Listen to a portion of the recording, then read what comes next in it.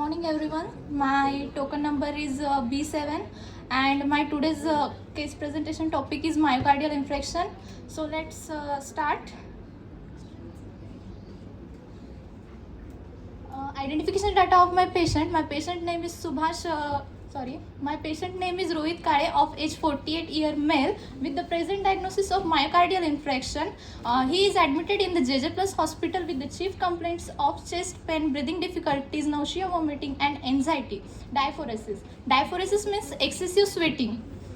Present medical history of my patient is that he have breathing difficulty, severe chest pain, anxiety, nausea, vomiting, and his vital signs are also abnormal. My patient have no any past medical history.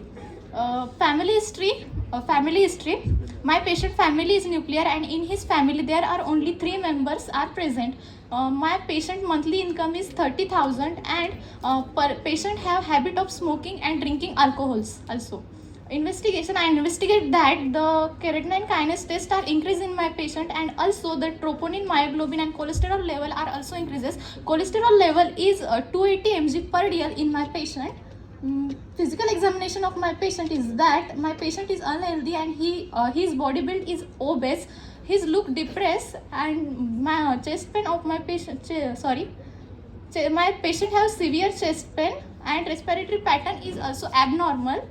My heart breath sound of my patient is dumb and carotid pulse rate is 78 beats per minute.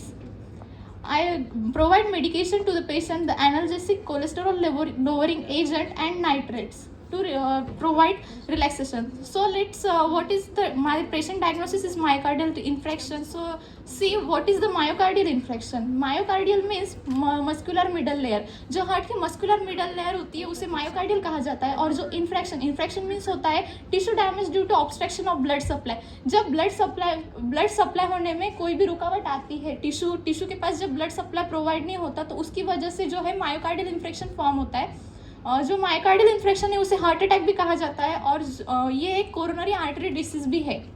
Definition, it is the permanent damage of myocardial tissue caused by reduced coronary artery blood supply to myocardium. जब myocardium layer को blood supply जो अपना heart है उसे coronary artery जो है blood supply करती है तो उस जब ब्लड सप्लाई रिड्यूस हो जाता है तो मायोकार्डियम टिश्यू जो है वो परमानेंटली डैमेज होना स्टार्ट हो जाता है तो उसे ही मायोकार्डियल इन्फेक्शन कहा जाता है. मोर्टेलिटी रेट जो है मायोकार्डियल इन्फेक्शन का अपने इंडिया में वो है 10 to 25% और जो है इसका हाई रिस्क है मेल में as compare to female.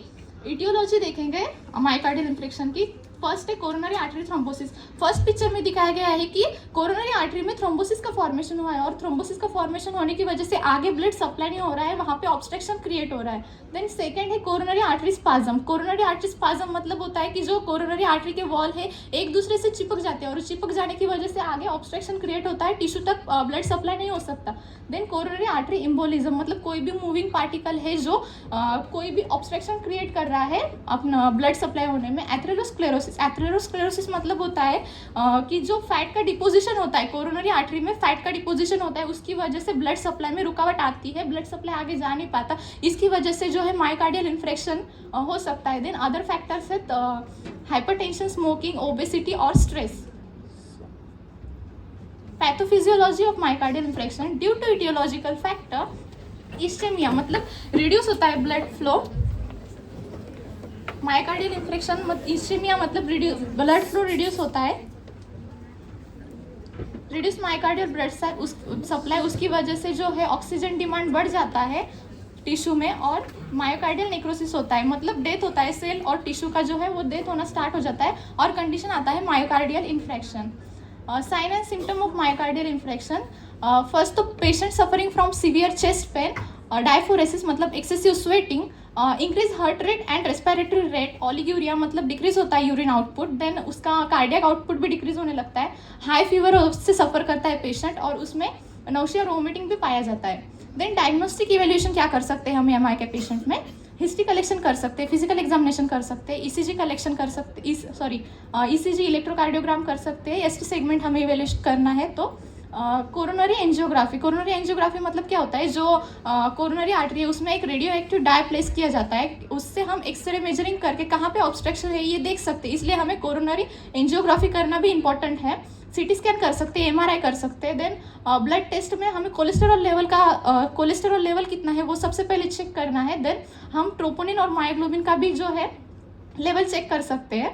Medical management क्या कर सकते हैं हम, तो एनाल्जेसिक देना है पेशेंट को, क्योंकि उसे पेन हो रहा है, चेस्ट में सीवियर पेन है, तो उससे हमें मॉर्फिन जैसे एनाल्जेसिक हमें उसे देना है। ऑक्सीजन डिमांड बढ़ रहा है तो ऑक्सीजन सप्लाई, ऑक्सीजन थेरेपी हमें देना है पेशेंट को। एंटी थ्रोम्बोलाइटिक, जो थ्रोम्बस का फॉर्मेशन हो रहा है पेशेंट के आर्टरी में, उसे कम करने के लिए हमें एंटी थ्रोम्बोलाइटिक देना है। देन एंटीकोएगुलेंट क्यों देना है हमें, तो उसका जो ब्लड क्लॉट फॉर्मेशन हो रहा है, कि जो ऑब्स्ट्रक्शन की वजह, ब्लड क्लॉट की वजह से कोरोनरी आर्टरी में ऑब्स्ट्रक्शन फॉर्म हो रहा है, तो उसे हमें ब्लड एंटीकोएगुलेंट देना है। सीडेटिव, पेशेंट को रेस्ट फील करवाने के लिए सीडेटिव भी देना है, और थ्रोम्बोलाइटिक देना है। थ्रोम्बोलाइटिक इसलिए कि जो क्लॉट वहाँ पे फॉर्म भी हुआ है तो उसे डिजोल्व करना है, इसलिए हमें थ्रोम्बोलाइटिक प्रोवाइड करना है पेशेंट को। सर्जिकल मैनेजमेंट क्या कर सकते हैं हम, तो कोरोनरी आर्टरी बाईपास, मतलब जहाँ पे ऑब्स्ट्रक्शन फॉर्म हुआ है, पिक्चर में दिखाया गया है ब्लॉकेज है, तो जो पार्ट है वहाँ से डायरेक्टली एओर्टा को सप्लाई किया जा रहा है ब्लड, जो ऑब्स्ट्रक्शन है उसे साइड में रख के, तो इसे कहते हैं coronary artery bypass. Then coronary stent भी कर सकते हैं, मतलब एक tube shape device coronary artery में प्लेस किया जाता है,